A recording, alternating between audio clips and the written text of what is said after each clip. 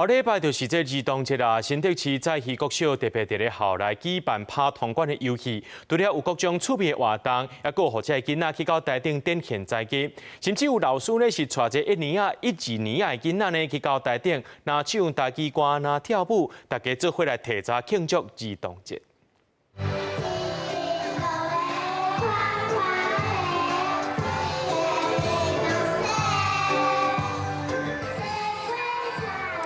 囡仔唱跳台语歌，台下观众也对咧大声唱，甲老师教的台语透过活泼的方式表演，互大家看。老师也利用机会用台语甲大家互动。学生讲学台语是一件真趣味的代志。一定落来看看白，世界玲珑色，西过草边，西过山地，因要去找一间厝。 爱有第四家电话，我感觉台语足趣味的。啊，平常时拢甲谁讲台语？阿哥阿嬷细汉就开始是讲台语。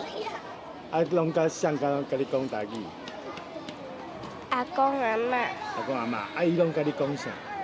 阿公阿嬷。你食饱未？啊，搁有无？牛仔。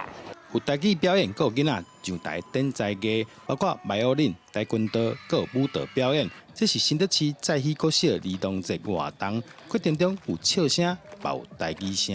咱是希望讲伊日常生活中，佮足自然会讲出台语。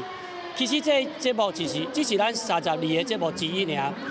这节目吼多才多艺，会使看出囡仔吼会变魔术、跆拳道、街舞，足侪啦。